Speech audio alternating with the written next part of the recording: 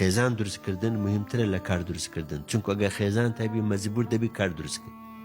قەرزی بۆ بکەم بیانم کاک دکتۆر. والله سڵاو. ئەو باوکشم سێ بەرنامەکە باوکە ئاگال لێ نانە شەتنی هەموو شتێکتان هەبێ با لە ژوورێکی با بدانشن بدایت چی تێدایە زەحمەت نییە بالعکس یعنی تابایی دەبی ناخۆشی دەبی لەگەر لە خێزانی ناڕەحەتی هەیە زەحمەتی هەیە هەموو کەس بە زەحمەت و ناڕەحەتەکەی دەلێ کەس خۆشەکەی نالێ بەڵام خۆشەکەی سەد ئەوەندەی ناڕەحەتەکەی بەڵام ئەوەندە عالەمەکە شەرم دەکەن بڵێن ئەمن خێزانەشی بەختەوەرم نەکوچاوی لێ بدەن نەکس لەبەر چ نازانم لەکن ئەمە باو نییە ئینسان خێزانی خۆی مەتەحکە یان بڵێ خێزانی خۆم خۆش دەوێت پێمان سەیرە یعنی زۆر کەسێ پێم دەێت وا دەێت تو یەکێک 40 ساڵ لەگە دژی ئەگەر خۆش نەوێت ئەدو تو چی